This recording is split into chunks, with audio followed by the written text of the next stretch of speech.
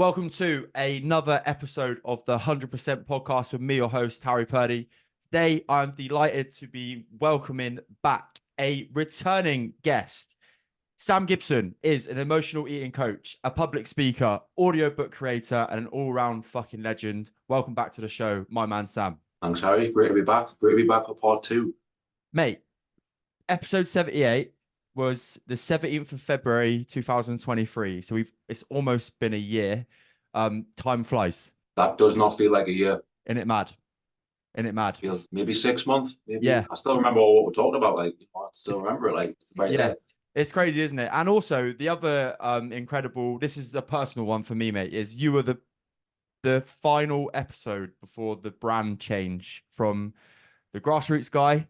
You were the final Grassroots Guy episode, and now we're getting you on the 100% podcast, mate. So I'm looking forward to getting stuck into what you can deliver. Yeah, awesome. Yeah, that's good. It's kind of symbolic. Everyone evolves. I've evolved, you've evolved, your podcast's evolved. So yeah, it's a bit symbolic that. But yeah, I'm happy to give you a great episode on the 100% podcast today. Let's go, mate. So, mate, I touched on it there in your introduction. Emotional eating. I think personally, emotional eating can get given kind of a rough and random label at times, right? But how do you define it in your own coaching? Yeah, well, I guess it just means like the use of using food for comfort, and to a degree, everyone does that. Whether you are, I think we need to make the differentiation between someone who's like a diagnosed binge eater, a binge eating disorder, versus emotional eating. I would say essentially, Harry, anyone who doesn't like their body and wants to lose weight is an emotional eater, because that's how you got there. You are eating too much. Emotional eating is just overeating, and 99% of people, why they overeat will be because it's some sort of comfort. And that could be, the high end of the spectrum, someone's struggling with anxiety and it's like to deal with panic attacks and it's to sedate themselves from, potential mental health issues. That is one end of the spectrum. Another person would just be overeating a little bit too much because they're bored, and maybe they're just overeating by a couple of hundred calories, and that's enough for them to never be in a deficit and think, oh my God, why am I doing this? I need more motivation, I need more willpower. But just come the end of the day, they just can't not eat that extra snack or two that they don't want to eat. And it's not due to any kind of severe mental illness or anything like that. It might be. It could just be the boredom, So emotional eating is it's a massive spectrum, and it doesn't necessarily mean this is it. I'm not a fan of labels. I think it's more of a behavior type, the ability to be an emotional eater. And I think as we delve a little bit deeper into that, we'll start to see like types of emotional eaters. Like, is that binge eating disorder? Is that a yo-yo dieter? Is that someone that can stick to a healthy diet when their life's all right, but the moment they feel a negative emotion such as anger, stress, overwhelm, depression, they can't control their eating habits? Where are people falling on that spectrum? So there is no definition. It's more of a big blanket term.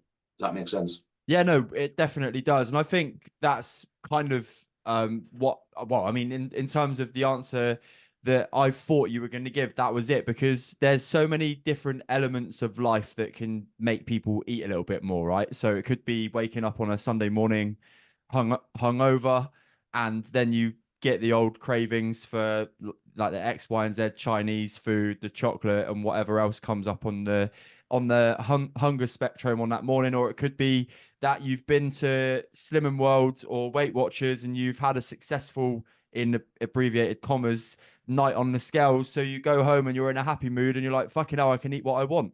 And those are the kind of things that you, on a really loose term, could associate with emotional eating. Yeah, definitely. I mean, again, we could even break down that emotional eating blanket term even more. I've got a bunch of clients. I mean, I'll just be honest, I mainly work with women. I've only got 2 guys on my coaching program. Maybe we can get into that today about why is it seemingly emotional eating in women kind of being linked, and is it not men? Is that a real thing, or is it more, a little bit deeper as to why that, surface level it looks like it's just women, but it's not. It's men as well. But having said that, I do work with a lot of women, and I cannot ignore the link between emotional eating and hormonal eating. So that's an environmental factor that comes into place as well. Also like stress eating, people who have stressful lives, stressful jobs, busy mums, young children running around crazy all the time like a headless chicken. Does that mean they're a binge eater, or does that just mean that they have a strategy issue in their life, which is leaving them exhausted and overwhelmed, and then food's becoming a coping mechanism? Or like you said, does someone drink? Maybe on a weekend, their thing to do is to, to get drunk on a weekend. We've been there. I had years of my life when that was the penultimate end of the week. We get pissed on a Saturday and everything's great. And then Sunday would be a day spent hungover in bed, because you're ill. So what would you do if you're ill? You want to recover. You're in survival mode. That's when the junk food starts to come on your mind, because it's literally your body's way of saying, we're running out of energy here. We're feeling awful. Let's get some quick food and calories and energy at all costs because we feel like we're dying here. So is it that? And, if we look at some of those environmental things, a woman gets clear on her hormonal symptoms and maybe addresses some of them through dietary stuff, medication, or even just self-awareness around what they should eat like during their monthly cycle, that could solve the problem of emotional eating. Someone who only overeats or binges when they're hungover, not going out on the piss would solve that problem. Someone who's stressed and overwhelmed from work, manages to somehow change job roles, or they change shift patterns, or something happens that leaves them not feeling so stressed because of work. All of a sudden, emotional eating's gone because of that. So again, I reiterate that point. It doesn't have to be this big, scary, it's an eating disorder and there's nothing you can do about it. It's an addiction. And I'm, have to label myself and walk around with a badge on saying I'm a binge eater. I can't do anything about it. We don't have to do that. We can look at what environmental impacts are exacerbating it. Amazing, mate. Yeah, no, I completely agree. In terms of that, I was thinking out loud when you mentioned about the fact that a lot of your clients are women. The first thing that came to my head was, is it because your marketing essentially is the fact that you are an emotional eating coach, right? Is it that fellas don't want to admit that it's emotional eating? Don't know. I mean, I've got my theories, but I wouldn't say, listen, this is my opinion based off what I've observed, maybe anecdotally. And maybe you can relate to this, but I think men have a bit more of a kind of an ego in terms of, I can do this on my own. I don't need help, because that's a very masculine thing to have. Basically masculine energy is like that doing energy, that action energy, and I know that some people might misconstrue this, what I'm about to say, but men don't like to feel weak. And I'm not saying that asking for help is a sign of weakness. It's actually not. It's a sign of strength. But to the male ego, it does feel weak sometimes, and we don't like that. So men tend to have that bigger ego where they're like, I don't need help, I'm not going to talk about it. Whereas women tend to be a bit more open, a bit more agreeable, a bit more willing to be led, willing to ask for help, a bit more vulnerable. And I just think that's just the differences between the male psyche and the female psyche kind of playing out in real time in my own personal niche. I don't think it means that only women struggle with emotional eating. I think it's probably 50-50. I just think women are more likely to ask for help based off social norms, society, and a bit of psychological programming, the difference between the sexes. Men like to feel in control and they like to feel powerful. Actually asking for help for a man is one of the hardest things he can do, because I'm not saying it's right, but it does kind of go against every belief he has programmed into him. And some of that is also like genetic as well, because we want to be in control, we want to be a leader.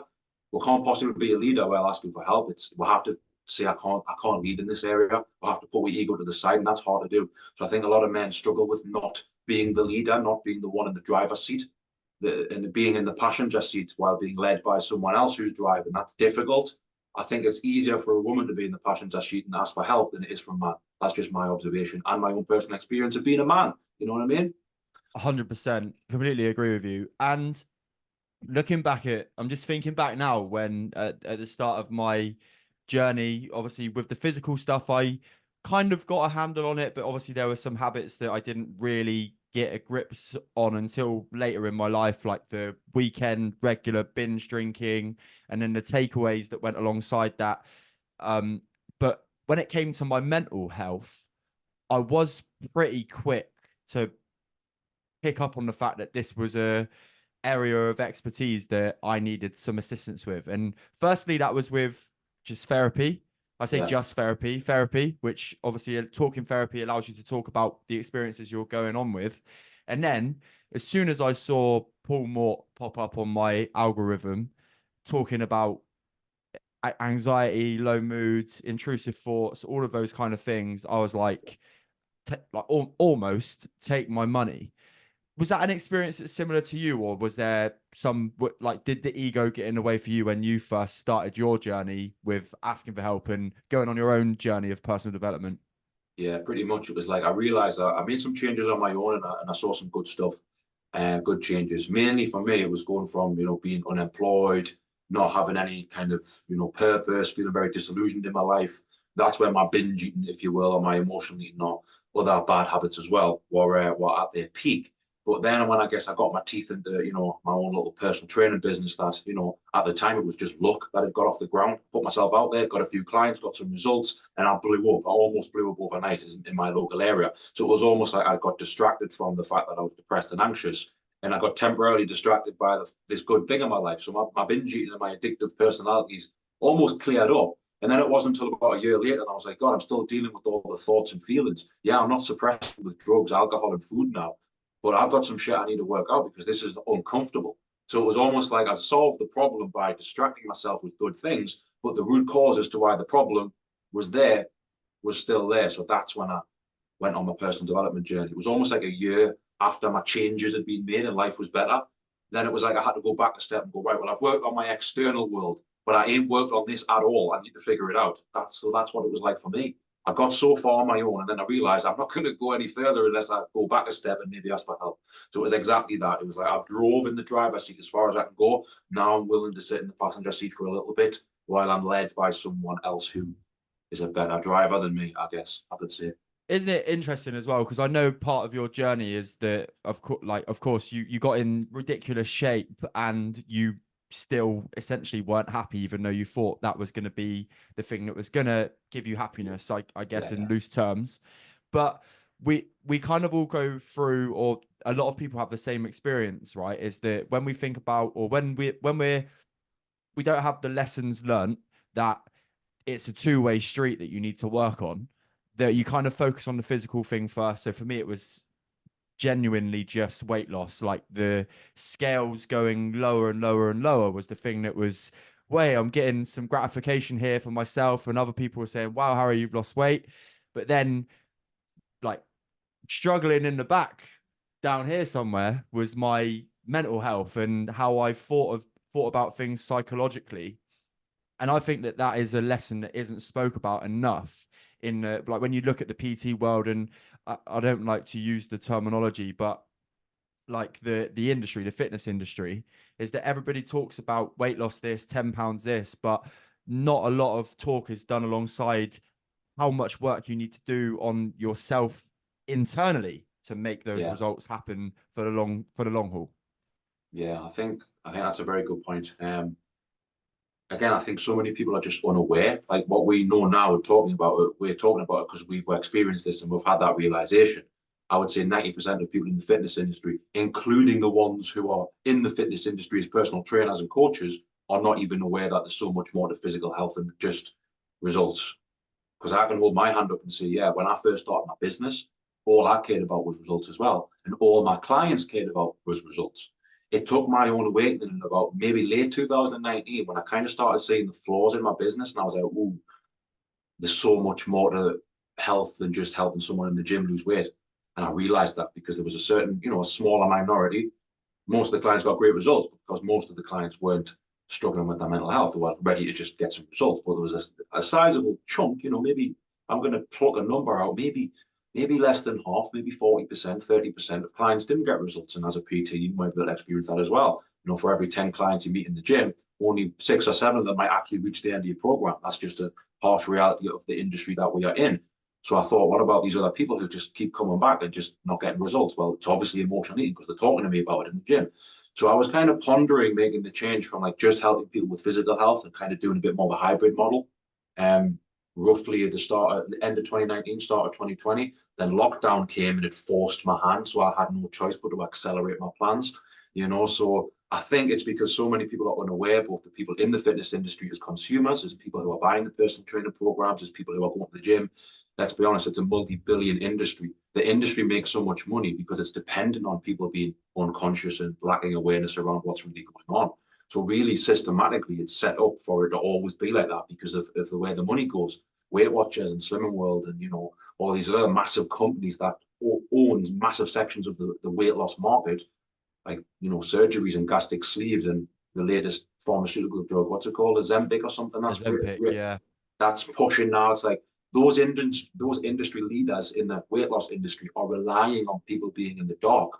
And that works perfectly for them because you've got a bunch of people who are willing to receive that and go, yeah, I want to stay in the dark. Just tell me how to get results. I don't want to deal with this.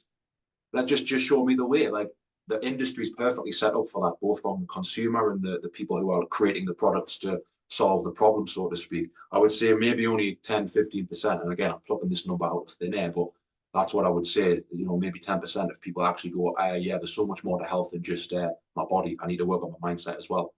Also, great place to go down this route as well.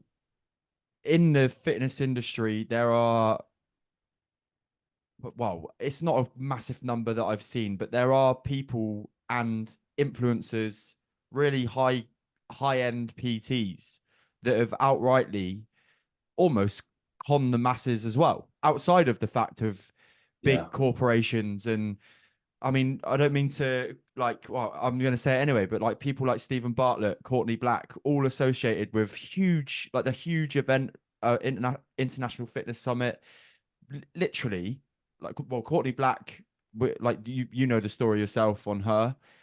Great, like unbelievable marketing, but fundamentally preaching stuff that she's not doing herself. And then Stephen Bartlett, like he's a businessman at the end of the day, and I did go in on it. But that's just the tip of the iceberg of people that are spouting absolute bollocks with a yeah, huge following. And then it's almost like as somebody that's going to purchase a program, you've decided to make that decision to change your life and yeah, change the way that you are and drop a few pounds as well as improve your mental health. You kind of go, well, I know that Slim and World and Weight Watchers aren't bad. Oh, hold on a minute. There's somebody here with 180,000 followers or a million followers. They've got to be the right person to do it. And yeah, actually, they're not neither. It's scary, yeah, mate. yeah. I'm not gonna lie, mate. I'll hold my hands up and say sometimes this triggers the shit out of me. You know, I'll put my heart and soul into my business, and I know you do as well. And you know, I know we're both doing good and well for ourselves, and we're not going to get the tiny violins out and say, you know, life should be better, and I'm in this place because we're not. We're both doing great compared No, to I where we completely were. agree. But I also see some of these big, massive fitness influencers with that kind of pull in this industry and go like, this is not fair. But I also realize the world's not fair. And here's my point that a lot of people will make, right? The way the world's run, right? It's like, you know, it's dog eat dog. You know, are you aware of a term called Machiavellianism? It's like a character trait, personality trait. No, I'm not, mate. Go on, tell us about So that. Machiavellianism is almost like they use it often like to talk about a criminal psychology. It's basically Okay. that psychology where you know you're not a psychopath. You know you're not that, but you Machiavellianism is like you don't have morals. You are willing to con someone if they're stupid enough to be conned.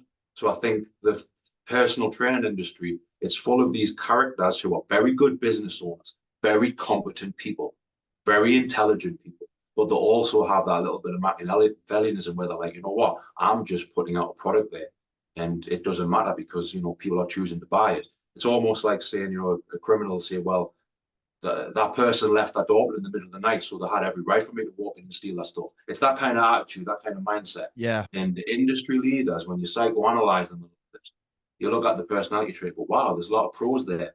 But I also see some darkness there. And I notice that darkness in myself sometimes. And I'm like, yeah, I understand that. So I think basically the fitness industry is perfectly set up with naive consumers, naive customers who will do anything for quick results. Then you've got expert marketers who are very, very, very intelligent who will just go, there you go. And I think the ones who are at the top are not only the best business owners, of course they are, but they also have to have that little bit of a ruthless streak where they're willing to edit their photos, you know, aka Courtney Black. You know, they're willing to spout bullshit, Stephen Bartlett, because the way they see it, I'm just a winner. I'm just building the business. And I'm like, you know what? I both admire that and go, don't necessarily agree with that. But that the problem is that's just a collective consciousness of the consumers. Bottom line is people like Stephen Bartlett and Courtney Black and whatever they've done, you know, just use them as examples. So let's see other influencers who are clearly maybe putting out misinformation or all out conning people because there's those kind of people as well. I'm not saying it's just those two. I've used those as examples. They're only able to do that because people are silly enough to fall for it. Let's be honest. So we Yeah. can't completely put the blame on these characters who are kind of putting out misinformation. They're just filling a role. They're just filling a role. They're just it's supply and demand. So there's a certain amount of society who will be very Machiavellianism, very lacking morals, will do anything to be the best in their industry, and that might mean crossing the lines of ethics and morals, which maybe me and you wouldn't do, you know, or other people wouldn't do. You know, I joke about this all the time. If I was selling just diet plans, I'd have a fucking Ferrari sitting on the drive right now. You know, because I could do the whole marketing spiel as much as the next person. And as you know, I've you know, I know what I'm talking about, right? I can hold a conversation. You know, I can get a room, you know, engaged. I could fill, you know, I could put a big act on and probably double my sales right now. But I don't, because I made that kind of guarantee to myself, like, you know what, I'm only going to push things that I believe in. And a lot of the things I believe in, only a tiny amount of society are ready to hear that. You know, so that means I'm almost disqualifying myself from the mass market straight away. And I think the ones who are successful, I think it's a bit of both. It's like naive consumers who are desperate, and then it's very, very good business owners who have really elite level marketing who also border that line of like, I don't really have any morals and ethics as much as the next person. And the consequence we see is influencers floating to the top, being a little bit like, oh, that's a bit dodgy, but then seemingly being successful because there's a demand for it. So it's a bit of both. We've got to look at the consumers, the people who are falling for this garbage, but then we also need to look at the personality and the character traits of these people who are at the top. And that goes across all industries, by the way, Yeah, every for single sure. industry. This is a dog eat dog world. You know, the most masculine, the most ruthless, the most efficient people tend to rise to the top in every industry, politics, you know, business, you know, personal training. I don't know, like everything. That's just an observation I've made, and I'm willing to be wrong. And someone says, Sam, that's a terrible take. I'm willing for that. This is just my personal observation. And I see a lot of like Machiavellianism characteristics coming out of the elite people on social media who tend to have the biggest followings. It's just what I observe. I love it, mate. And I could see the passion coming out of in you when you speak about that. But you're right. Like there are people in politics, there are people in like local government, there are people probably in the football team you support who are on the board and they're literally there for their own best interests. And like you say, it's not for us to sit here with violins saying like poor us kind of thing because we're in the same industry as them, Yeah. because that's not what we're here to do. But we are here to, well, I'm here with the podcast to bring guests like yourself on, Sam, to try and educate people as best as possible.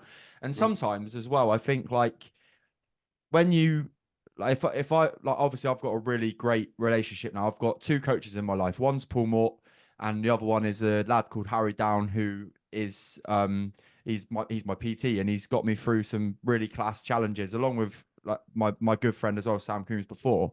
But I think as well, like coming from a coach's perspective, like I like to build relationships with my clients.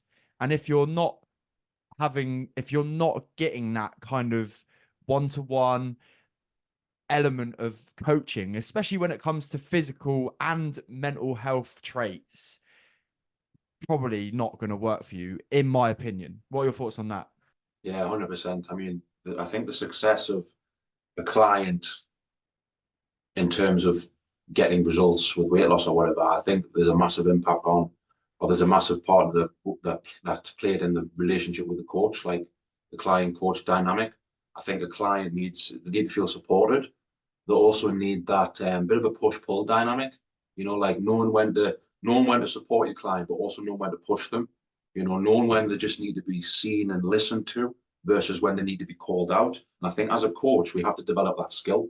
And you know, just relating about that previous point, coaches who their business model is just bums on seats, buy a membership, being an app, they can't possibly have that kind of relationship on a one-to-one level. And that's a more scalable business. So I understand that business model is more likely to have a bit more of a disconnection with the client where they just see them as numbers. Whereas personal coaching, like you said, two biggest influences in your life are people who you've got a relationship with on them, you know, so it's either or, you know, I'm not sure if that answered your question. Yeah, it But yeah, I does. think a big part of success for the individual needs to be that personal touch, which is why I haven't gone down the route of like just Create an app. comes on seats model. Yeah. I don't think that would be fulfilling to me. I don't think that would be fulfilling because I'm not interested in building a big team. Like it might sound weird here, but I'm not interested in building $1 million coaching company. Do you know why?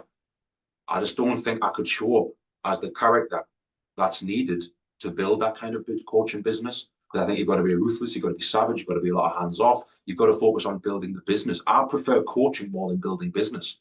I just want to have a nice life and have enough money to do what I want to do and a little bit put in the bank for a rainy day. Am I as motivated to, you know, improve my income as much as the next person? Yes, but it's not my God. You know, I'd rather the client get the experience that they want over that any day. And I'm of the, John DeMartini school of ethics. It's like if you just give value, the value will come right back at you in return, and it'll be enough that you need. So I've got all the faith in that my decisions that I've made, whether it's business, whether it's, personally, morally, ethically, I can put my head on the pillow at night and go out, I think I'm doing the right thing.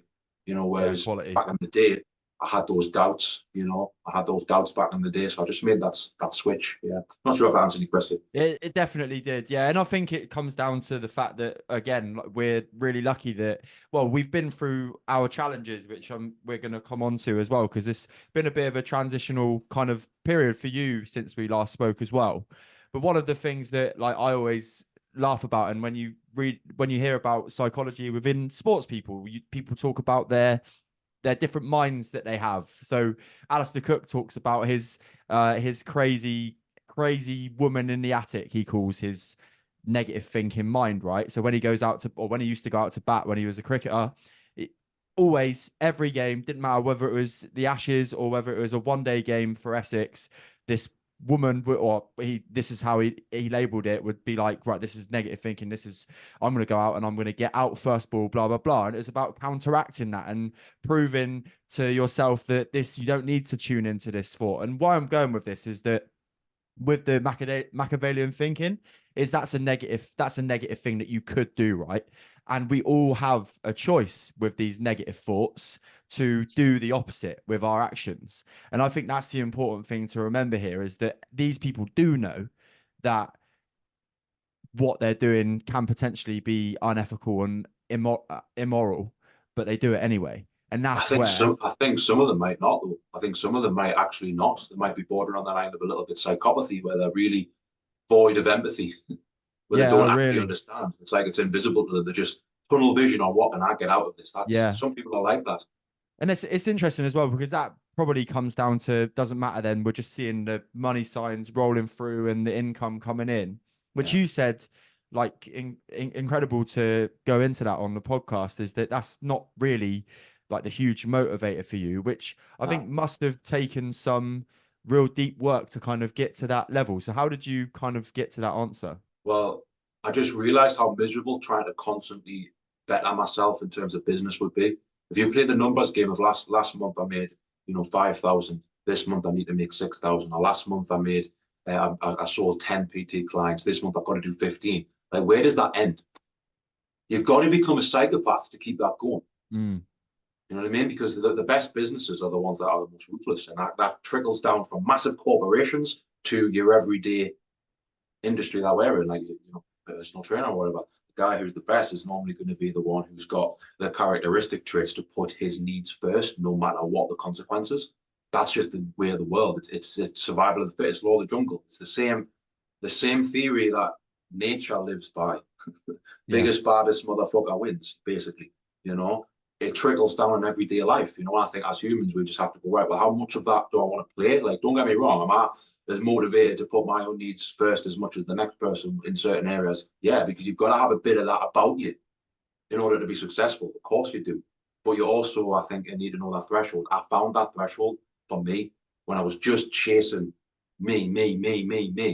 I was just depressed and miserable in other ways. Yes, I had a business that was going well and had lots of clients and a bit of money in the bank that I never saw before, but I was still just as miserable as when I had nothing. So that was the threshold for me. Maybe it's self-awareness. Maybe it's, I got lucky to realize that. I think some people, again, they just don't. Maybe they just don't have that awareness. They don't even realize that they're overstepping their morals and ethics. Maybe they don't even have any. I don't know. I just think, again, it's the law of the jungle. I just think the fitness industry, the social media influencer, weight loss industry is just a microcosm of the world. It's normally the biggest, baddest motherfucker wins. It's like that's just the way it is. Yeah, definitely. And it is interesting as well, because when you look at the industry in itself, like you say about the biggest, baddest motherfuckers and whatever, but that it's so dense now, isn't it? There are so many people in it that Yeah. I saw Lewis Potts mention actually the other day that, like, so many people kind of start their journey to be a PT or like, I don't know, a weight loss coach or a mindset coach, whatever the label that they kind of give themselves are, and it within 9 months they've given it up. Is Well, that, do yeah. you think that's a correlation, to be fair, of the people at the top that are just willing to put bums on seats and Yeah. at the bottom, you kind of think, well, what's the point? I've got no chance. Well, yeah. I mean, again, that's like economics, I guess. It's like look at other businesses. The it's like global. It's like globalism. Like the biggest companies in the world, they own like 500 sister companies underneath them, or parent. They're a parent company of everything else. So eventually, the biggest consume the rest. It's like that's like I can't remember the term for it, but it's like capitalism on steroids almost. Again, the fitness industry is just a microcosm of that because social media has been around since 2010 now, and I can even look at this and say the way I used to market, generate clients, get clients, make sales in 2018, 19, 20. It's way different now. It's way harder now. You have to basically I don't know if you use Facebook ads for your business or whatever, but I know I do. £800 of Facebook ads back in 2018, that would get you like 4 or 5 times return on investment. You know, you're lucky to be cover costs now. Like you've really got to change how you market and how you reach people. It's not the same anymore. So I think as the industries evolve, as you know, people also like there's like a shiny object thing, like consumers as well. They've seen it all now. They know all about calorie deficits. They've had James Smith, they've had Lane Norton, they've had Courtney Black, they've had all the top ones all come and go, and some of them are still there. They've seen it all now. So I think the consumers are also waking up to bullshit as well as are they also waking up to that's not the standard. This guy with this big marketing budget and has all the videos and all the people working for him and the big followers. I think it's grew. The gap between starting off and people who've already made it is just so much bigger now because the industry it's had time to mature. Does that make sense? So that's the same with all business. Every industry that's new, it'll have a bit of like, it's a free for all at the start. It's like a power vacuum. Whereas over the last 10 years, that's settled now. And the gap between a brand new PT wanting to start off and market himself online, for the gap, how he's going to get to the top, it's like way different than when he first started.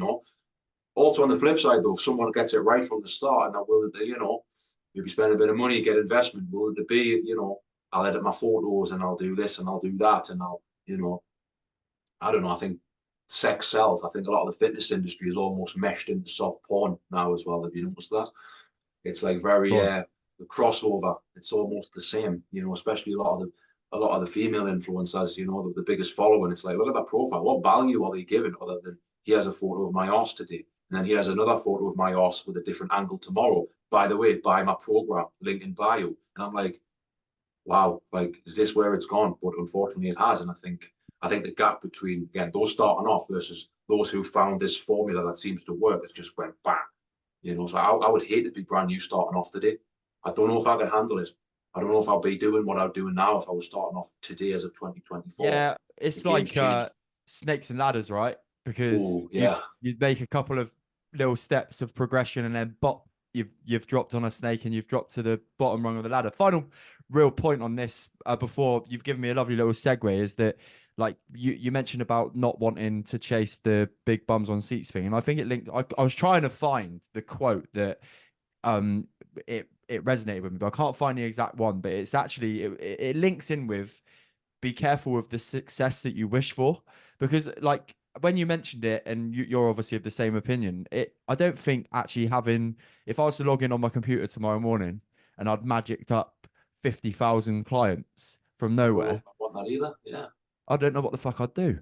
Yeah. I So honestly sometimes we don't. can get, a little bit envious. Oh, this guy's killing it. He's got millions of followers and he's getting paid £10,000 a month just from TikTok videos. And I'm like, you're seeing all of that, but you're not seeing the hundreds of thousands of abusive messages. You're not seeing, the massive tax bill that come off every month. You're not seeing the constant pressure for him to keep up with the latest trends. Like, mate, I'm fucking sick of trying to keep up with the latest trends on social Mm, media. And I'm just a small guy, I'm a small fish, I'm a small fish, but in a very niche pond, so I do all right. But if I was competing with just, the standard whatever, like I don't know if I'd want that. I don't know if I'd want that life.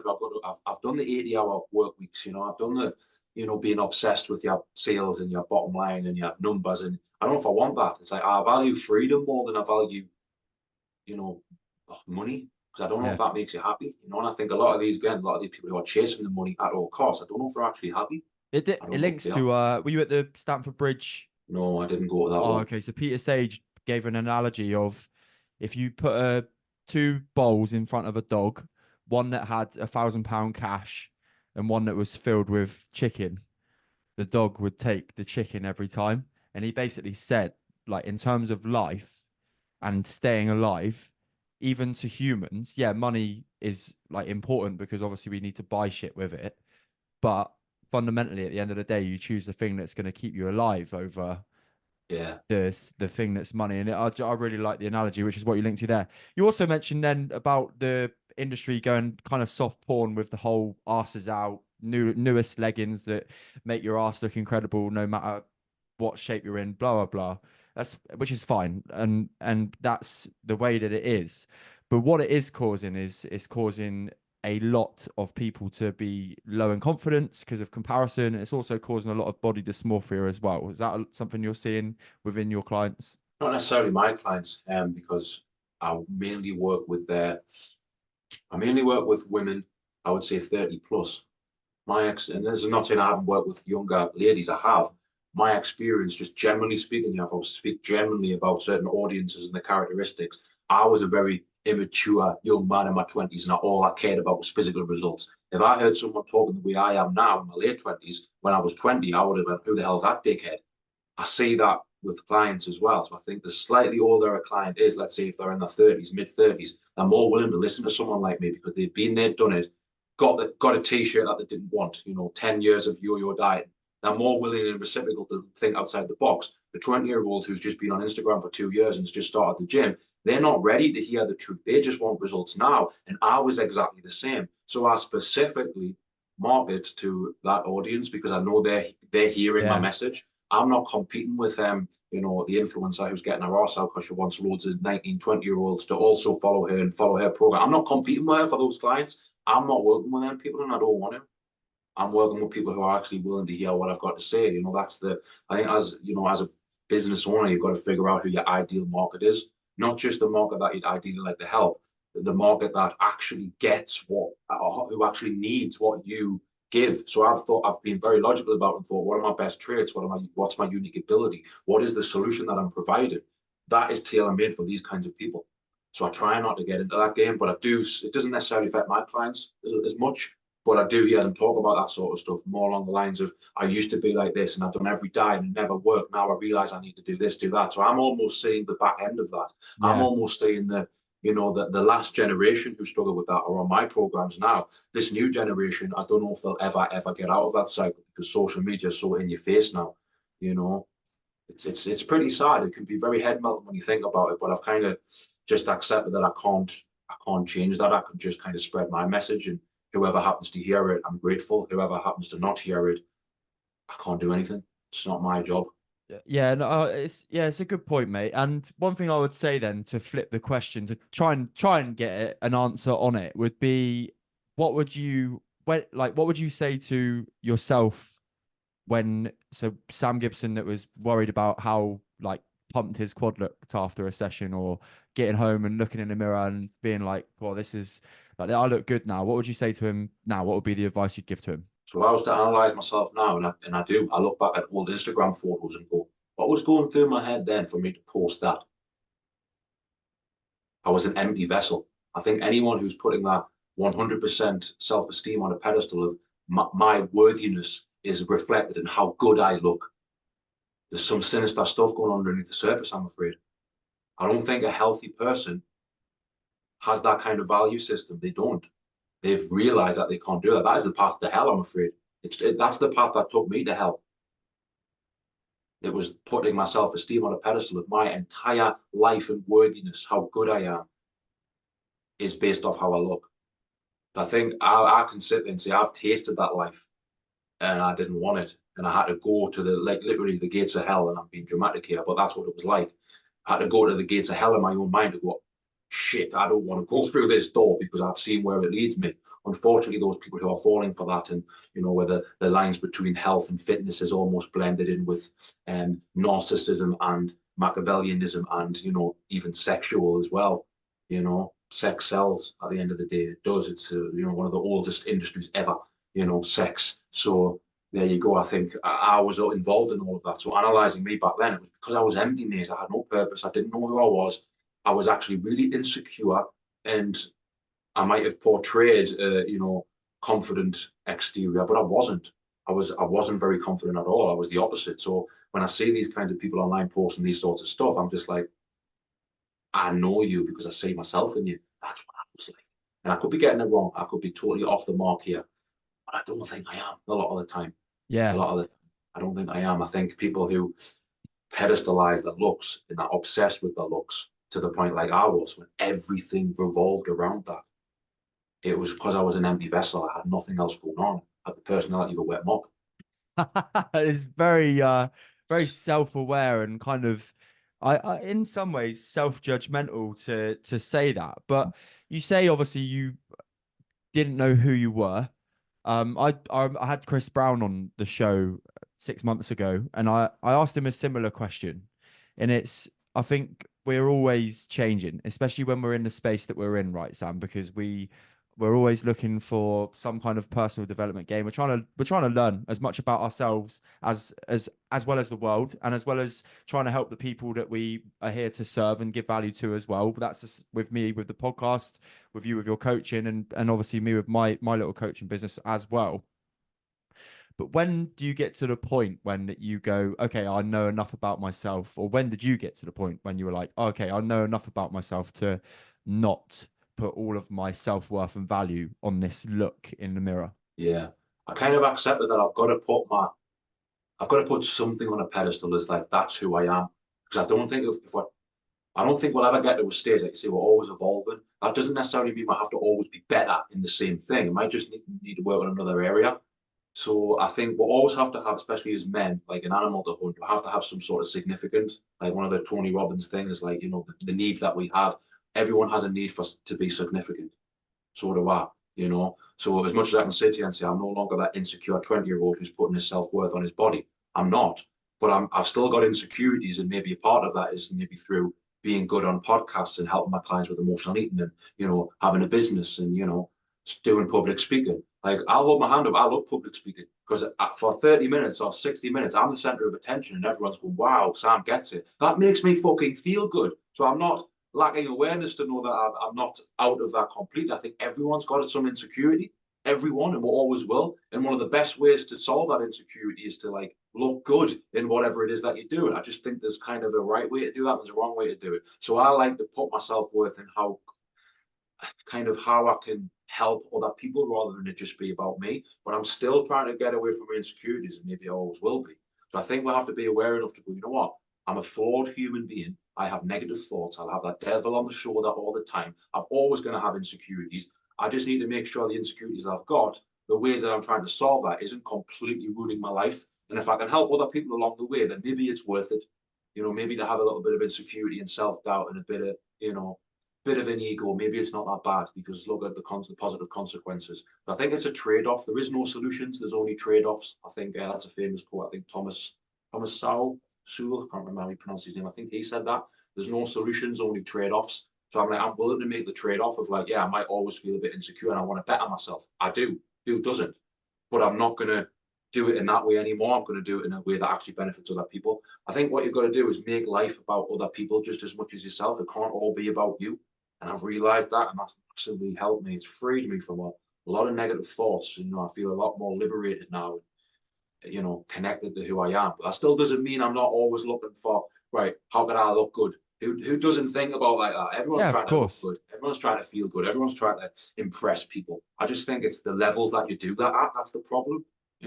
Yeah, no, I completely agree again, mate. And in terms of like what you said then, it's really important to remember that like I'm relatively new to the journey of self-development, even though I've been like doing my own sort of coaching for 18 months with Paul and then obviously the physical journey as well. But I think it's easy to forget sometimes that you are human and you do have these negative thoughts and sometimes shit happens, which is something that you've experienced on a really big scale recently, which is almost made you and forced your hand as to tap into all of the tools that you've learned over your journey of growth.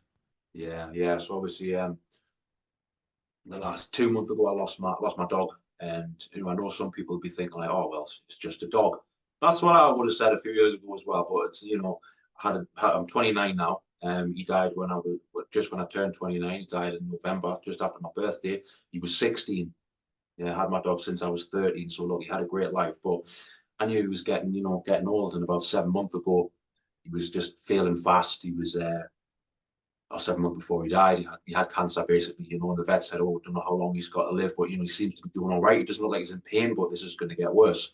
You probably should think about getting him put down. And, we hummed and hard, and sometimes he was all right. And we thought, well, he seems okay. We'll just see how he gets on. And other times, oh, sure, we'll do it, sure, we're not. And, without even realizing, even though I was gifted with the foresight of, okay, well, he's had a great life, and, my best friend since I've been 30, like, I was with him more in my life than I was without him. 29 when he died, I was 30 when he got him. So I grew up with him. He was my best friend. Everyone who has a dog knows how much they mean to you. It is like a family member. So I knew it was coming. So I was gifted with the insight of like, you're gonna have to prepare for this. But I underestimated just how anxious that made me. And I would say the last 6 months before it happened, every phone call, every notification, every like, why is my mom texting us? Is it time? Because we had a few scares. It messed us up a little bit. It really did. Like this state of anticipation. The only way I can describe it is I knew I had to have a fight, but I didn't know when, and I would just get punched in the face at any moment. That's what it felt like. I do kickboxing. That's one of my like sports I do, and I've had kickboxing matches and trained for a few years. So I'm used to sparring and getting punched in the face. I would say, and the only way I can relate to it was like, yeah, it's like when we do a hard sparring session on Saturday morning, or, with some of the guys who actually do amateur fights at the place where I go, who are way better than me, who I know I'm going to get my head punched in off them. Your old, ticker's going a little bit when you get in the ring and you're looking down, there's 10 seconds left of the round before it starts again. And you're like, oh God, here we go again. Like it's nerve wracking. I felt like that for 6 months permanently. It impacted my sleep. I had less motivation at work. I've been noticing a few health issues, just like aches and pains, which were linked to like emotional suppression and things like that. So it was a massive eye-opening experience. But when it happened and said, right, we can't put this off anymore, we're going to get him put down. It was almost just like, right, game face on. I know what to do. And I just had to face it. And it's get quite emotional thinking about it, but seeing him just take his last breaths and slip away, it was tragic, but it wasn't traumatic. And what I mean by that is because I faced it head on. I knew I can't run away from this, even though every thought and cell in my body wanted to just like, run away. And I'd been having like recurring nightmares about it for days previously when we knew it was going to happen. And in my nightmare, it was like it was happening, and I would freak out and I'd grab the dog and I'd run away, and I'm like, no, I'm not letting it happen. I'd have these like meltdowns in my dream. It was like a weird recurring dream that I had. So that was my biggest fear. Is like in the moment I couldn't handle it and I'd want to escape or I'd want to stop it. And in the moment I was calm. I was sad, obviously, but I was calm. And it was like, whoa, it was like this was a rite of passage. I had to face this thing that I was always wondering I was going to face. And when it come to it, it was just like, I'm just putting the gloves on and I've got no choice. That's what it felt like. And after it, it was like, wow, that was like a beautiful but tragic experience. And it was very sad. It was, I'm still gutted about it, to be honest. I try not to think about it. But in the moment, I'm just proud that I faced it. And you know what? The whole family did. It was actually a very beautiful moment that brought us all together. And we've all been all right. And it's like I say, maybe I'm dramatizing it a little bit, but until like if you've been told someone who you love, whether it's a dog or a human, they're going to die and you've got to face it, like it's hard. Like you don't want to face it, but knowing that you have to, like taking that choice out of it, it's almost like something changed in me. Like I had to go through a current limitation and face a fear, and I did. And I've been all right since. Like, I've been sad, but I haven't been. It's like the anxiety's gone now. The anxiety was there before because I knew I had to face it in the state of anticipation. But after it, it's like it's been a weird feeling. It hasn't been how I thought. Like grief's been weird. It's been like I've been sad, of course. I cry all the time, still thinking about tear up driving in the car, whatever. I do. I'll admit I get upset every day, but it's like from a place of gratitude and like I'm just so glad he's not in pain anymore. And I had 16 wonderful years with him, and I'm also proud of myself and my family for facing it. And it was like I never would have thought I'd say this, but it was like a beautiful moment seeing him just slip away, you know. Yeah, man. I think it's like obviously incredibly sorry, and I know I messaged you when it happened, because I don't think there'll be anybody listening to this saying that you're being over dramatic about it, because I think anybody that's had a pet who's passed away knows the feeling. And it's one of the worst things. And at the end of the day, it's loss, right? Yeah. You're losing something that means a huge amount, and no matter what you no matter what you want to do about the situation, or no matter what you think you can do about the situation, that, like, whether it be a person or that dog or that thing, if it's a thing as well, is never gonna come back. And that's something that you kind of have to open up acceptance to that, which I'm sure we'll speak about shortly. But I 100%. mean, and also the other amazing thing about our bodies is when something is on the verge of happening, that gut feeling kicks in, which I will call it the fight or flight thing. And like, it just made me link back to prior to Christmas. I'm sure I don't know if you've seen, I had a couple of chats with Paul about some challenges about lose, like I lost a, like I was seeing somebody and it didn't go to plan, but my body let me know that was going to happen before it happened, with Yeah. fit, like with anxiety and thinking slightly negatively about myself and all those kind of things, which just shows that how powerful our brains can be on us when they want to be. Yeah, say your nervous system's like there for a reason. It's got your back, and it has to be there. Like I always make that analogy, but ancient humans, they had a fight or flight system because saber-toothed tigers would run in the village and murder us. So I had to have that like shit hit the fan kind of physiological release of adrenaline and cortisol to let us know that we needed to avoid pain and escape. So even though we don't have those physical dangers now, our brain anticipates them in the form of emotions and fears and worst case worries coming true and rejection, or relationship breakdowns or death or grief. I can't remember the exact quote, but I think it's like it's from what's he called Carl Jung, who I must have analysed a lot of Carl Jung's work, really helped us deal with grief, actually studying his stuff. It was something along the lines of like adversity will always happen, but suffering is optional. And it was like another one, he said, like all mental illness. I don't necessarily agree with this quote as all mental illness, but he said all mental illness comes from the unwillingness to endure suffering and adversity, And I knew that. So it was like, right, if I'm gonna lose my dog, of course I am. Am I stupid enough to think he's gonna live beyond 16 when he's been diagnosed with cancer and he's been told he's got weeks and months to live? It's gonna happen. So I had no choice. I could sit and argue with that all I wanted. So it's an example of like when we fight reality, when we fight what is, just because in our thoughts, in our mind, our ego doesn't want it to be true. If we run with the ego and we try and fight reality, we will suffer. We will absolutely suffer in the form of depression, anxiety, terrible fight flight system, overwhelmed, or have an emotional breakdown. Whereas if we embrace suffering and say, I've got no choice that this is going to hurt, but we'll do it voluntarily, that's what protects us from having these meltdowns, from seriously slipping into depression. Like, and again, I'm not saying that, you're always going to react like this, it just, it so happened I did, but it taught me a massive lesson when something's outside of your control, no matter how big or small, if it's generally outside your control and you cannot change it, the only thing you can do is accept it and just face it head on. And do not underestimate your power of when you face something that scares you voluntarily. That's what courage is. I don't think people understand just what courage is. We think courage is not being scared. That's not what courage is. Courage is being fucking petrified, but going, I've got to do this. It's like all of our movies in Hollywood, all the best movies. We were just talking about one before off air, Lord of the Rings, right? Yeah. It's one of them. It's called the hero journey. Like that's the symbolic. Harry Potter, Lord of the Rings, like every other movie where like the hero's here, something terrible happens. He goes through a bunch of traumas. He falls down, then he picks himself up, and that character arc is like we're all rooting for him, and then he embraces suffering and he wins at the end of the day. It's like that is entrenched in us. Like that journey, we love it. It's in Hollywood, it's in movies, it's in fiction, it's in stories, but it's also in every single one of our lives.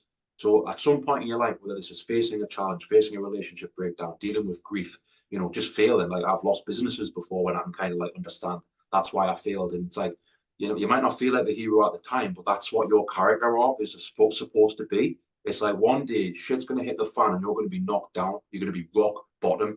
But who you become on the journey of finding yourself and climbing back up and dealing with the suffering and just getting on with it, that's what courage is. And if you have courage, I believe everything will work out. So courage is not feeling scared. Courage is being scared, but doing what you know is right. And I think I learned a massive lesson with that experience in my life. And I know that I'll have to do it again because I'm not naive enough to think I'm not going to deal with grief, suffering, loss, failure. I know what's going to happen tomorrow. I could get hit by a bus tomorrow. Who knows? But I do know that that's like a rite of passage. And I think Everyone just better buckle up for the ride of dealing with suffering in their life because it's coming. You know, death, grief, loss, suffering, it's coming. You cannot avoid it. And I guess that's what emotional resilience is. It's knowing when you have to have courage.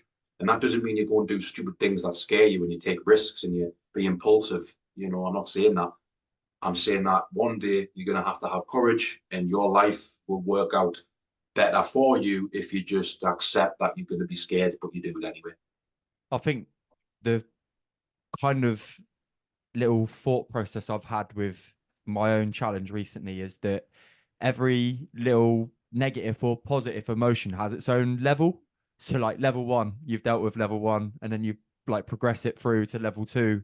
And all of these experiences you have, whether it be grief, rejection, fear, uh, getting outside of your comfort zone, every time you go through one of those things, you almost go through the level.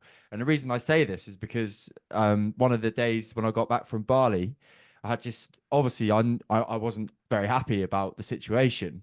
And it just all came out and I like got on a war room, and afterwards I just walked out to the landing. I don't mind admitting it, and literally just cried. But like when it's like uncontrollable, like it was almost a blub. Like it was Yeah. a You blub. know what that is? Yeah. That's just tension, emotion Yeah. that needs to be released.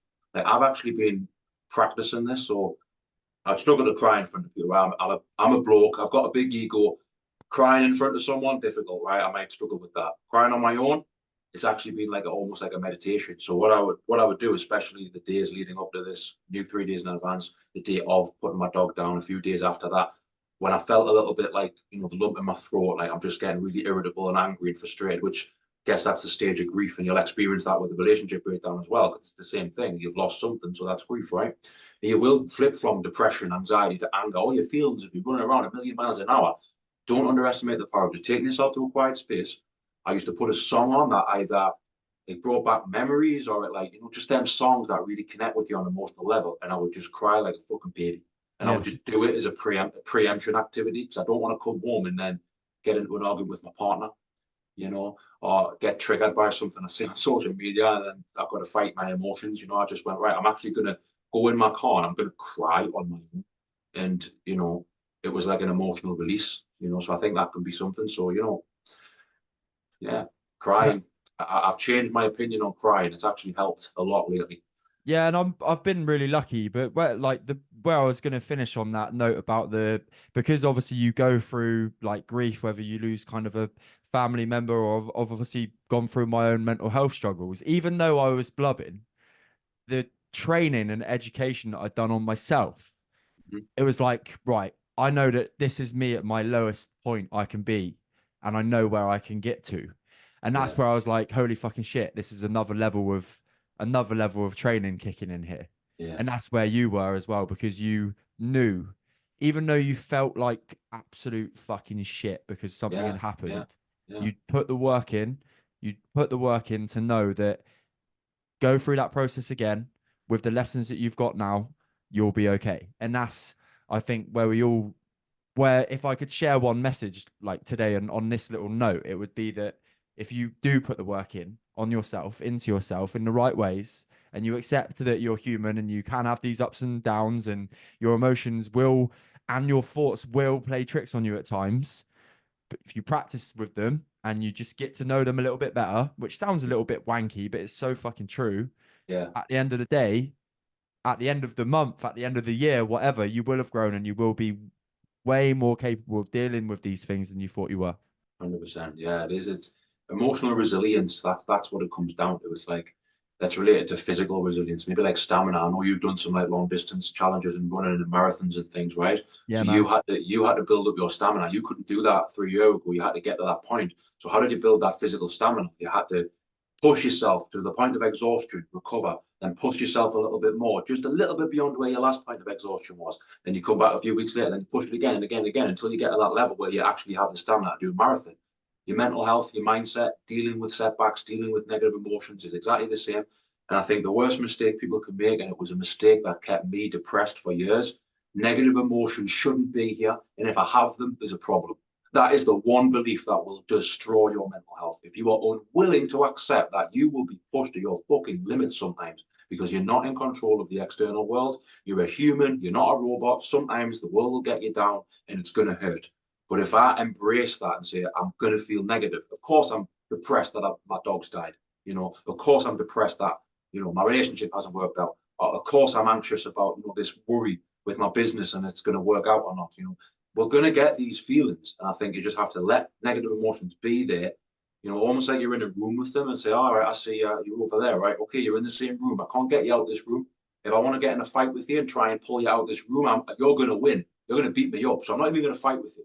I'm just going to observe you. I'm going to see you as a companion, you know, okay, right, fair enough. I'm scared, right? Well, where's that coming from? Well, it's obvious. Okay, well, what am I going to do about it? Then you practice responding to your emotions, not wanting to get rid of them. So for me, the simple limiting belief that so many people have that they don't even realize they've got that keeps them stuck with their mental health is negative emotions are bad and we should get rid of them. If you generally have that belief to where a negative emotion comes up and you go, oh my God, I've got to get rid of this. That's why you have mental problems. That's why you have mental illness. That's why you have emotional issues, because that's why I had them. And, you know, I'm not pulling this out my arse, by the way. This is all the work of Sigmund Freud, Carl Jung, the leading psychotherapist. Maybe Jordan Peterson talks about this as well. It's like voluntary embrace suffering and adversity, and you'll only suffer as much as you need to. You'll suffer the amount that you're supposed to suffer because you're going to suffer. You know, that's the whole, I'm not religious, but Buddhism is basically that. It's like life is suffering. So how are you going to deal with it? That's what the religion is.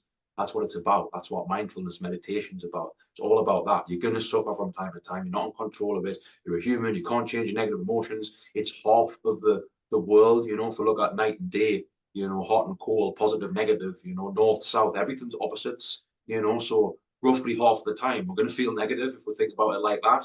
So we can't get rid of that. That's like walking outside and then kicking off because it's raining. Like, you know, half the time it's going to rain, especially where we live, you know. But what you're going to pick a fight with the weather now? Because that's what you're doing when you pick a fight with your emotions. You know, oh, I feel anxious. This is terrible. There's something wrong with me. You know, I've got to escape this.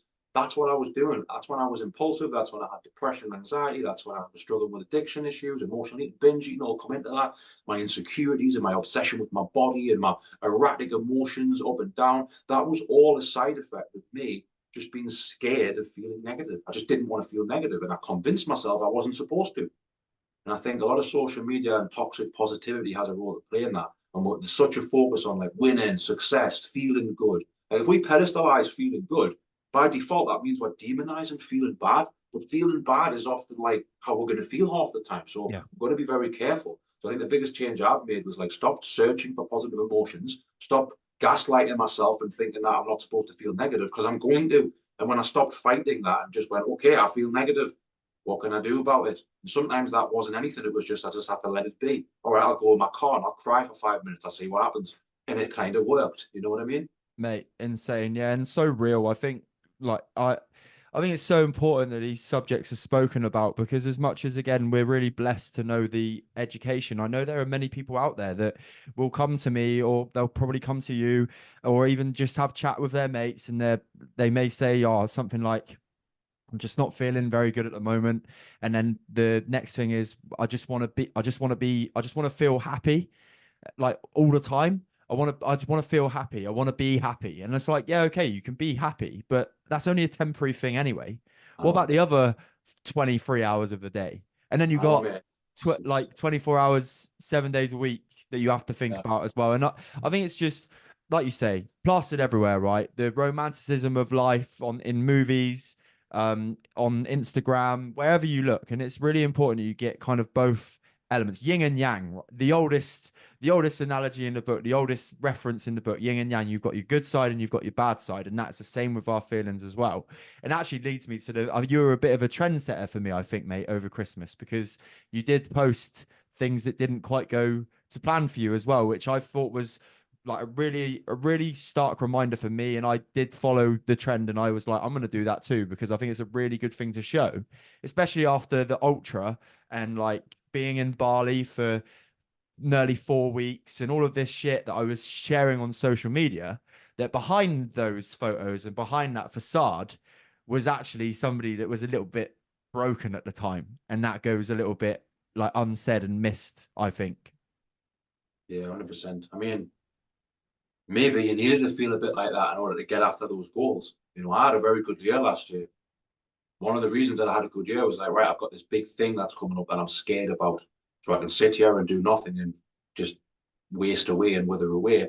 Or I can take that fear, which is still energy. Energy is emotions, energy, emotion, whether it's negative or positive. And I don't remember much from school because I was too busy getting kicked out of lessons, setting fires in the back of science class. But I do remember this quote: energy cannot be created nor destroyed, only transferred. Some of the most positive changes I've ever made in my life came from my darkest moments. I actually seen Paul Mort post this today on his status. Did you see it? I was like, yeah. Everyone was similar stories about I struggled, I reached rock bottom, and then something changed, and here I am now. It's always the same story. It's that hero's journey all over again. You reach rock bottom, you figure some stuff out, you climb up the mountain, you get to the top, and you go, I fucking did it.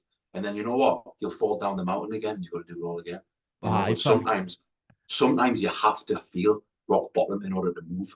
I use the chair analogy. If that comfy chair that you're sitting on, it's really comfy, it's amazing, it's warm, it's cozy. Why would you get up and attack something? But if you sit on that chair and it stabs you up the arse, you'll jump out your seat straight away. You'll get moving. So sometimes you've got to get uncomfortable in order to actually make a move. So again, this year or last year or that, it was like, right, there's many things going on that I could sit all day and say, this is not fair, it's wrong, it's challenging, it's this, it's that. And I just went, how can I kind of counterbalance it? I think life's just about counterbalancing. If there's one negative going on in this area of my life here that I can't change, can I accept it while counterbalancing it with this thing I can get my teeth into? That was my strategy last year. So my training was amazing. The couple of days before my dog died, I had my first kickboxing match, which I've got involved in some scraps before, now and again on the street or in a bar, shall we say, but not in front of like 30, 40, 50 people, around a ring and, people videoing it. And, a guy I've never met before who was like 6'4" and way bigger and heavier than me, and it was a breeze, mate. I think I'd done really well. And it was Class. just like, well, it was almost like, a couple of days later, I was almost like the universe went, right, you faced the fear, you had your first kickboxing match, right, you're ready to face your dog now. It was almost like that was the warm up. It was just like, all right, I'm doing it again. So again, I've rambled and I'm not sure what my point was, but I think last year I had to set big goals. So mine was to get good at kickboxing. I believe I got a lot better. I'm not great, but compared to where I was 3 years ago, first time I ever threw a kick on a bag, I fell over in front of the whole class. Now I can kick people in the head for fun. I feel good about that. I finally feel good like using my body for something as well, like a performance-based goal, not just how I look. So I got my teeth into kickboxing last year. I've done loads of speaking gigs, personal development stuff, and I really excelled in that. My education, I really doubled down on that. Business, I had the best financial year of my life. I'm not gonna lie. Business was where it needed to be. Saw a bit of growth in that. So I look at last year and go, would I have been motivated to push myself in those areas unless I knew there was this big scary thing that was hurting me? Don't know if I would have been. But sometimes you need a bit of negative to get you going. Don't underestimate the power of that. You could have the best year of your life right now, Harry, after what you experienced the back end of last year. It's definitely, yeah, something. And I think the quote that's popping in my head is like, you need to chase a little bit of discomfort sometimes because 100%. otherwise it'll come Yeah, for you. It'll yeah, come for you and you won't even be prepared for it. yeah. I think that's the best way to prepare for the inevitable discomfort that you will face when you go through a loss, a rejection, failure, because you will. I plan on living until I'm about 90. I presume you do as well. For sure. So I'm going to experience some shit in the next 60 years. You know what I mean? Like it's going to happen. So I better embrace discomfort as much as I can. Like, even like little things like ice baths and whatnot. I bought an ice bath last year. Oi, You oi. know, I'm not going to lie. I haven't been in it for about 2 months now, but I was going in a lot before the experience of it. I was sitting in that tub and going, if I can sit here in 10 minutes, if I sit 10 minutes and face this, I'll face anything. I was almost like psyching myself up. Like I can face anything. I was building myself up, building my character. I think you've got to. Like if I've heard Joe Rogan talk about it, he calls it his inner bitch. Talks about his inner bitch all the time. He's like, sometimes I get up and I don't want to get in that ice bath and do that workout, and I'm screaming, but when I do it, I feel like a fucking god. And I'm like, yeah, I get that. It's like embrace a bit of discomfort and like just watch yourself transform. If you voluntarily face discomfort, you'll be able to handle discomfort when you least expect it. It's like training for the battle that you don't know is going to come. I watched a TEDx, very relevant, recently, and it was a Chinese doctor or psychologist, and he did 100 days of rejection, and it was so fucking fascinating Like Yeah. literally, he would just put himself in situations where he knew that the answer was probably going to be no. But the the start of his journey was like he'd go into Starbucks and be like, "Can you give me this coffee for free?" And obviously they'd be like, "No." And obviously the times where he'd like approach a fella in a cafe, like 23 stone, big American guy, can you give me $10? The guy like looks up and he's like, "What the fuck? Fuck off," kind of thing, you know? Yeah. I like But it. you can see this the psychology, obviously he was doing something for his own confidence or for his own resilience, for his own mind to just go through 100 days thinking that somebody's just going to say no anyway. By the end of it, he was that brass about knowing that probably they're going to say no, but I don't give a fuck anyway, that people were Yeah. just like doing it. It Yeah. was bizarre, mate. The effect of putting yourself through that challenge or putting himself through that challenge was unbelievable, and something definitely that I took away from that video is that, like, well, and just life in general, that the uncomfortable situations you put yourself in, and like you said, mate, are normally the areas and the times that you get the biggest lessons. If I weren't to have gone through my low patch in 2019, depressed Christmas Day, this podcast wouldn't exist.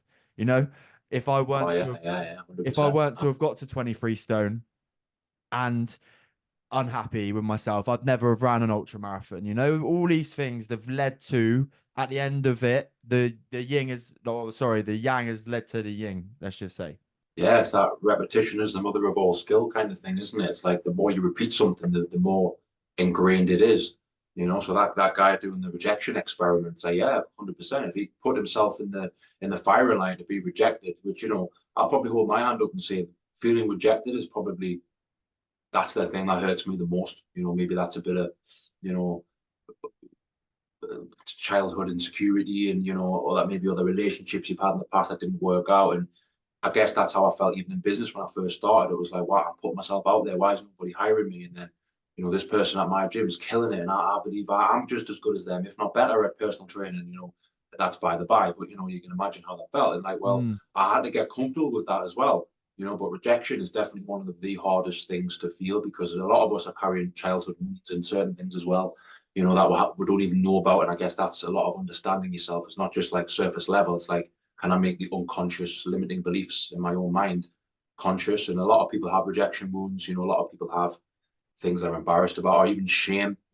Shame is a big one. A lot of people have shame. A lot of people have rejection. And basically, I think life's about stumbling across your version of those limiting beliefs and saying, how can I expose myself to them so I'm more resilient? And that's just a perfect example. Yeah, I can imagine he felt more confident after doing that. If you've been rejected 100 times, like, okay, it's just another day in the office, isn't it? Yeah, It's like, right. Yeah, yeah, it's definitely inspiring. And I think the like final note before I ask you the final two questions of the 100% podcast is that when it comes to these like challenges and the kind of uniqueness of being a human, the rejection element is something that we're supposed to fear anyway, because mm-hmm. of like if you was to throw back to the hunter gatherer era, like if you was to be rejected from your clan, you were fucked basically. You Yeah, you were leading to you were probably it's almost a sentence of death, right? Being exiled back then, and then now, on top of that, you've got your human experience of maybe your parents splitting up when you're a child. On top of that, already human fear of rejection. It yeah, almost multiplies, doesn't it? And yeah, then you have to then be self-aware enough to know when those little triggers are showing themselves in day-to-day life to be able to then get good at handling them eventually. yeah. I've heard Jordan Peterson speak about this really eye-opening fact. He was like, he was along the lines of saying, "Oh, you don't even know who you are." And as he was going on, he was like, half the things that you fear, they're not even yours. And what he meant was like these archetypal fears, like these are ingrained in our DNA: the fear of abandonment, the fear of rejection, fear of humiliation. Like the fear of humiliation is a big one. Like one of the, what most people's greatest fear would be being in a room full of people and everyone laughing at them, going, ha, ha, that's why Mm. that's how I have dreams when we're like walking around a shopping centre and we've got no clothes on. And my dreams are like, oh my God, like you ever had dreams like that where you got no clothes on? You're like, well, what does that mean? Other things happen, like, you do something embarrassing and people like find out about it. And, you have all these weird things and you think, God, yeah, we worry about like being exposed, right? We worry about being not good enough, worry about people highlighting our flaws. So all the masks that we put on are all to suppress them from the world because we fear the existence of them so much.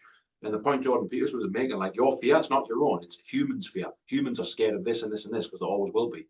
Why? Because, yeah, well, back in hunter-gatherer days, we had to survive on the tribe. Tony Robbins says this, the quality of our mental health will be linked to the quality of our relationships. So a lot of the things that cause us, mental health problems, rejection, humiliation, shame, embarrassment, relationship breakdowns, grief, loss, all the any interaction that you could have with another human on this planet, and that list could be as long as my arm, what that could be. Well, yeah, life's about dealing with people, dealing with our thoughts about people, and then overcoming and navigating through the challenges that we have with other people. I guess that's what life is, right? So I guess the only way to kind of integrate those traumas and adversities that we will have, because we're just a bunch of humans bumping up against each other, is to go, right, well, these fears of humiliation and embarrassment, they're not mine. They were programmed into me by my species, by my DNA. Like, I've just got to figure that out and deal with it. And back in the day, I guess I used to think, I must be the only one who feels like this. Why is nobody else bothered by this, but I am? And that's a form of it's a form of narcissism. I don't think people realize that victimhood and narcissism are almost exactly the same. It's like the world revolves around me and my pain. That's narcissism.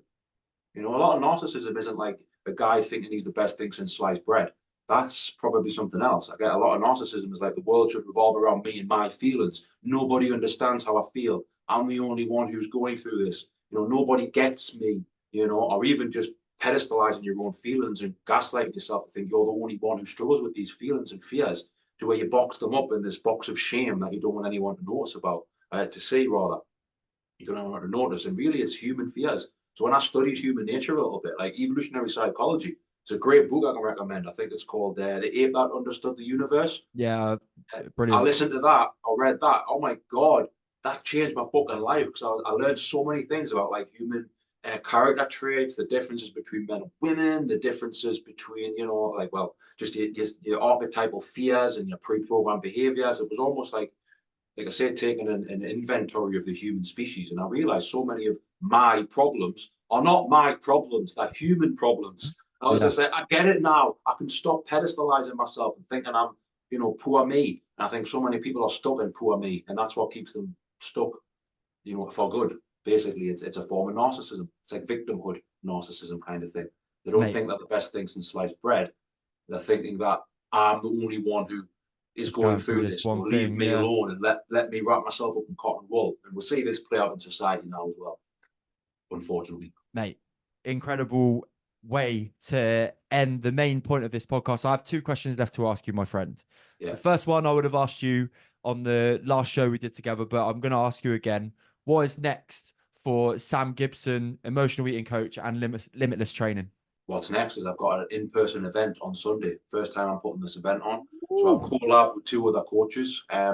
One thing that I'm trying to do is I realized that even not necessarily the flaws, but I realized the gaps in my techniques, my coaching. So obviously I'm specialized in emotional eating, emotional regulation, improving your mindset, bit of personal development. But I realized that a lot of my clients struggle with generally like regulating their nervous system. So I've got a breathwork coach to come into my event to deliver a live breathwork session that's all about trauma release. Because the link between the psychology and the physiology now is massive. I'm not sure if you're aware of a concept called Germanic New Medicine. It's basically about the link between blocked and suppressed traumas and how that manifests in the body as physical ailments. Let's talk about aches, pains, health issues, things like that. I'll just give you an example. A lot of my clients struggle with gut issues, right? So IBS, or maybe like arthritis or fibromyalgia seems to be a common one. If we look at the Germanic New Medicine theories, a lot of these kind of health issues are not just genetic. They're genetic sometimes, but they're exacerbated by blocked and suppressed emotions. And one of the main contributing factors to physical ailments and diseases and lifestyle issues related to the gut and the joints and things like that is self-devaluation. I'm not good enough. Everything bad happens to me. I'm not worthy of this. It's a self-devaluation. It's a limiting belief. That's a blocked trauma. Something's happened to someone in someone's life. They've believed that to be true. Then they've lived their entire life with this I'm not good enough attitude. It's manifested as a physical illness such as chronic fatigue, fibromyalgia, IBS, and then the link to emotional eating is that overeating and that's stressing out that gut and it's exacerbating all these symptoms. So I realized so many of my clients have like physical health conditions that are holding them back. And a lot of that is an emotional root cause that's not being cleansed, that's not being released. So it's like somatic breathing exercises, connecting with that body, very holistic. I'm not an expert in that. So instead of pretending to be, I've collabed with the world-class breath coach, and who specializes in trauma release, like releasing trauma from the body through breath work, and hypnotherapist as well. And that's not it's not what you think in Hollywood. Someone puts you under, look into my eyes, around the eyes, kind of thing, and all of a sudden they're taking their clothes off or acting like a dinosaur. That's not hypnotherapy. It's more like a deep meditative like practice. It's not that. So I've basically I've collabed with a hypnotherapist, breathwork, trauma release specialist, then combining my kind of in your face personal development talks to kind of put you on the edge of your seat, to give you a bit of a kick up the backside to move forward. I believe that this is the perfect collaboration that ticks all boxes. So we're not testing it out. We're delivering this event for the first time in South Shields on Sunday. So that's what's next for me. And I guess what's after that is bringing that event again to maybe a greater audience. And that's going to be my little, I don't want to say my side hustle, but I guess it is really, it's my little thing on top of it's my little side project. I want to be more involved with people in in-person workshops, do more collaborations, maybe make an actual goal of bringing this around the country and going to different places and Yes. delivering this workshop, because I've thought long and hard about it. And I'm really proud about it. It's taking what I believe with my own experiences, like the best of both worlds. So the idea is I give a talk on emotional eating and get people to understand what is causing their current issues with their physical health, their mental health, of their body. And then to take all of those realizations from my kind of personal development workshop and do a hypnotherapy exercise, breathing exercise, like yoga, somatic exercise, to kind of put themselves in a frame of mind to be ready to maybe release some traumas and tension from the body. And I personally never done like a transformational breath workshop, but I know a lot of very successful people are very much into breath work, and the studies that I've read is that is literally one of the keys to being able to actually release tension from your body, to being able to connect with your breath, because your breath is, let's be honest, your life force. And I think there's a lot of I don't know if you get targeted for ads. I know I do, like mouth tape and certain like Oh, breathing stuff. fucking hell. The Yeah. evidence now, along the lines of like biohacking, like Andrew Huberman, I'm sure you listen to his Yeah. podcast. They're all on this now. So the evidence that's coming out now to see we can heal traumas, psychological traumas, through release of tension through the body, whether it's meditation, whether it's movement, whether it's breath work. It's all coming out. So I've just partnered with some specialists who, I'm paraphrasing what they're going to teach. I don't need to know what they're going to teach. I just bring them in, and I believe it's ticking all boxes. So it's called like a release, realign, transform workshop. So yeah, that's what's next for me, and I want to bring this to the world. Come on, mate. I love it when I just love seeing it in other like people I know, friends, like passion that people have for stuff. It's why I love doing this pod. And obviously, your journey has been slightly longer than mine, way more experienced coach than myself. But it's just brilliant to see that like it's never ending, is it? I don't think, like, when you mention all of those things like hypnotherapy, breath work, like exercise, for example, just movement, all of these things have a positive effect on our bodies. And I think what, in my opinion, what is important is that everybody tries them all to then kind of mash up their own personal vitamin box that they can dive into when they need it. You know what I mean? Yeah, I simply looked at what's my unique ability, what am I great at, what am I a specialist in? Because I can't possibly be a specialist in everything. That would defeat the point of being a specialist. That doesn't exist. Jack of all trades, master of none kind of thing. So I'm willing to just kind of be a master in what I believe I can be a master in. But then I've also thought, how can I deliver a product or a service that helps people who I claim to help, but even greater, to a greater capacity?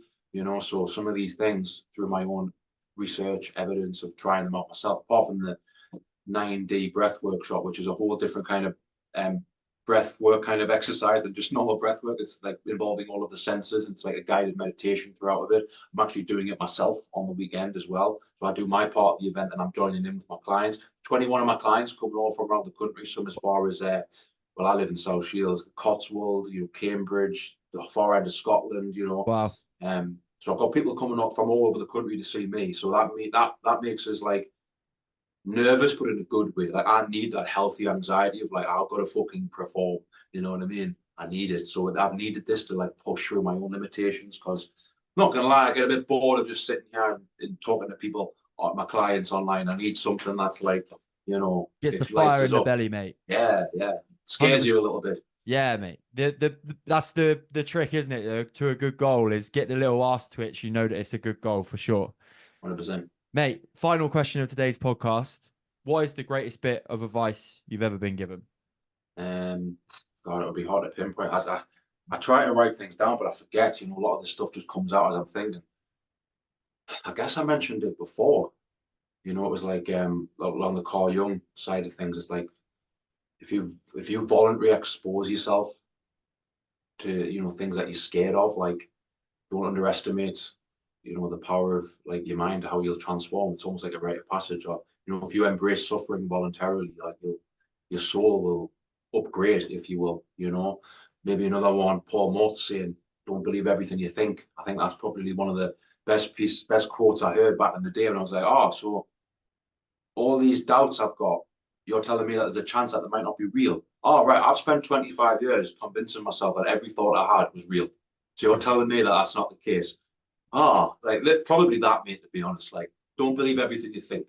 Like, if you generally think that your thoughts are real, that would be the equivalent of like, having crazy dreams. Like, I had crazy dreams. I'm sure everyone has. Imagine waking up and be like, oh my God, that's a premonition for what's going to happen today. Like, All it is. no, it's not. But basically, the only difference between your thoughts and your dreams, one you're awake and one you're asleep, it's still just your imagination running wild.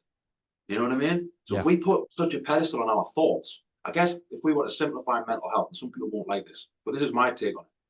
Managing your mental health and improving your mental health is just learning what thoughts you're going to believe to be true and then learning how to handle the thoughts that maybe wouldn't serve you. It's basically just learning how to handle your thoughts. That's what mental health management is, because you're going to get some crazy thoughts. You're going to get some intrusive, chaotic, worrying fears and doubts and insecurities that will just crop up at a moment's notice. And some of them will shake you to your core. Some of them fears that you have, some of them doubts that you have.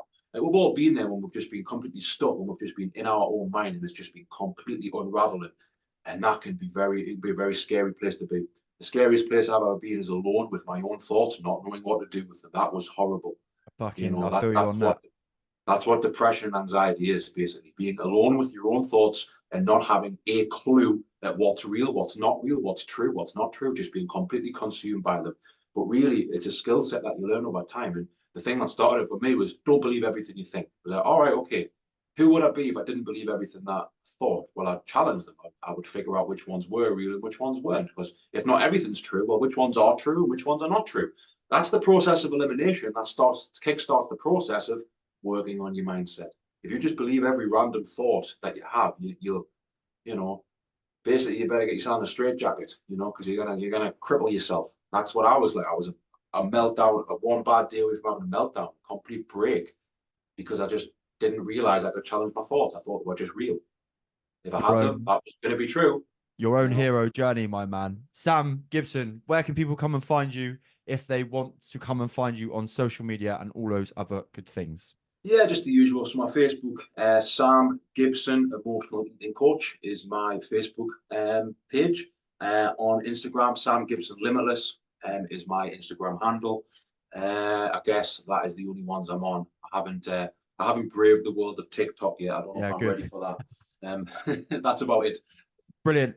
If you have enjoyed today's episode with me and Sam Gibson, please go over to Spotify and Apple Podcasts and drop us a 5-star review. It does go a long, long way to helping the show. If you are watching on YouTube, hello, like and subscribe below. You'll catch us here with a new episode every Friday. Take care.